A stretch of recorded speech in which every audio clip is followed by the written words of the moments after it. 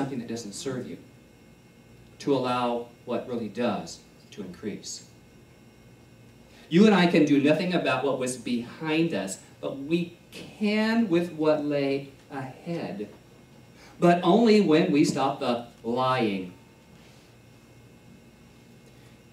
The opposite of truth is what? Lies. Truth and lies. Stop it. Stop the lying. Stop telling yourself that the truth of who you are is something else. And begin telling yourself what the truth really is. And before long, the lies will no longer show up. They will no longer show up. They dry up for lack of watering, nourishing, feeding. We don't want to supersize those anymore. I don't. I don't. But here's a quote. When we dwell in the consciousness of the kingdom within us and think only of those things that are of spirit, all outer things do readily conform and shape themselves for us. I'm going to repeat that. When we dwell in the consciousness of the kingdom within us, that's the higher truth, spirit, principle, and think only of those things that are of spirit, all outer things do readily conform. Readily conform. They take shape, and they shape themselves for us. That's from the Principles of Healing by H.B. Jeffrey. So stop the lies and focus on spiritual truth. That's what we do here. That's what we remind ourselves of here every Sunday, and also in our classes. So here's my third and final point here for this. By staying on truth, life conforms itself for us. This is important. When spirit conforms itself for us, there is nothing for us to do. I have spent many years of my life doing, being so busy that I couldn't allow my own inner work to process. Now, it's good to have something to do, I suppose. But if it's your number one priority is just to stay busy, then you're minimizing the possibilities of something else showing up. When your calendar is so full of life as you've booked it in your calendar of life. So because in the science of mind, we teach knowing. It's to the understanding of this knowing process, this spiritual principle, that we ask ourselves, what needs to happen here? What needs to happen now? Once I've said, stop that, this is my new idea, then what do I do? Nothing. It's what we know. First we know, and then we pay attention to what shows. I've talked to 2 or 3 people this morning who were busy in the process of something new, a new idea. And they shared with me, I don't want to get caught up in the drama. I want to stay grounded. And so by staying in the knowing, the absolute knowing of what your idea is, what your goal, what your truth is, things open for us. When we ask what needs to happen here, the answer is revealed. The next step is revealed. Even the action shows up. And it's in that voice, that sweet inner voice of spirit. The more we know, the more we know. And the more we need to know. More. Got that? The more we know, the more we know. And the more we need to know is more. It's always more. That's always more. This is supersizing the individual awareness in consciousness by staying in the opportunity, in the question. So the truth is demonstrated in some of my early days of my spiritual master's program. in this teaching. I believe it was Science of Mind first year. I learned a process to demonstrate parking spaces. Who hasn't done that?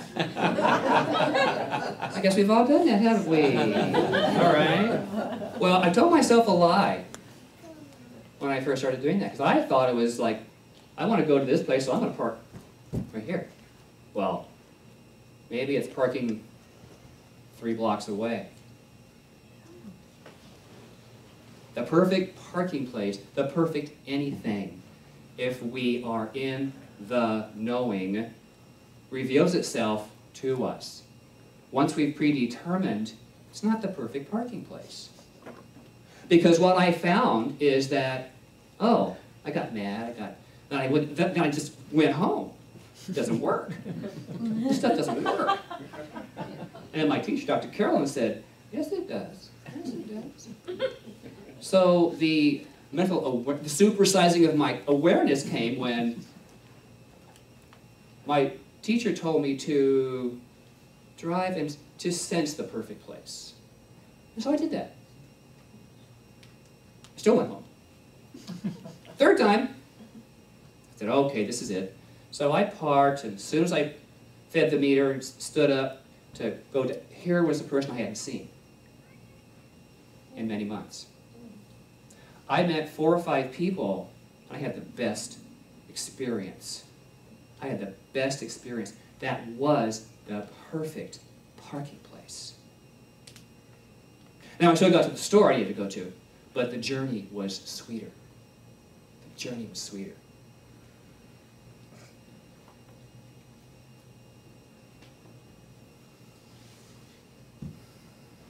There was a game show on TV a few years back that ended with that day's winning contestant given the opportunity to open one of 3 doors. Remember that? Mm-hmm. Yes. A couple of us past 30 here. Well, I remember watching the contestant and getting caught up in the which one should I choose question. You know, which one should I choose? Because there's always a desire in us for the one big prize behind one of the doors. And you know, your life can be the lie that you have a chance at only one big prize. That's a lie we tell ourselves too. There's only one big prize, there's only one door. The truth is that we're always in the game, the winning game, gaining more knowledge as a spiritual master. And by living in the awareness that there are more than 3 doors of opportunity is a biggie for me. You know, I think game shows are really good for me because they tell me where my beliefs might lie. You know, Wheel of Fortune and all those things, you know, got Vanna showing this and turning the letters around. And it's fun, and I'm not knocking it, but it's always an awareness game for me. So speaking of awareness, I share the story this morning of a 10-year-old boy who was born of lower middle-class parents. Both parents with only a high school education. And the parents earned just enough money to pay the bills. Anybody else? You might say they live paycheck to paycheck. However, the boy always had the important things. He knew that he was safe, he was well fed, and most importantly, he was loved. So when he asked his parents, how come some of the neighbors have more than we do? The answer was, well, maybe they have more money than we do. Or maybe they just need more things. You really don't know. And then they imparted their knowledge of life to the boy. They said, son, if you want more when you grow up, you can have it. Just because we don't have it doesn't mean you can't. And so that 10-year-old boy decided, hey, I'm going to go for it. I'm going to go for it. He was steadfast. He studied And he gained bits and pieces of his own knowledge along the way. And eventually, he became the co-pastor at the Center for Spiritual Living, Greater Chico. Who knew? Who knew? I believe living a few years gives one wisdom. Not all the wisdom, but all the wisdom that the individual needs. And to be able to look back and see where individual thinking has brought us is important. To be able to see where we were thinking from and how it set up where we are today. It's powerful stuff. So I close with this, life's dream. All of us need a vision for our lives. And even as we work to achieve that vision, we must surrender to a power greater than. This giving over is one of the defining principles of life that I'd love to share. Spirit can dream a bigger dream for you than you could ever dream for yourself. Live your heart's desire. Live your life's dream with shared pleasures. So, beloveds, accept your divine birthright as the magnificence you are. Know you are masters of spirit, and as such, your mental equivalent of all good expands. The right doors open, and your life is supersized. Always in love. In love. Namaste. So easy.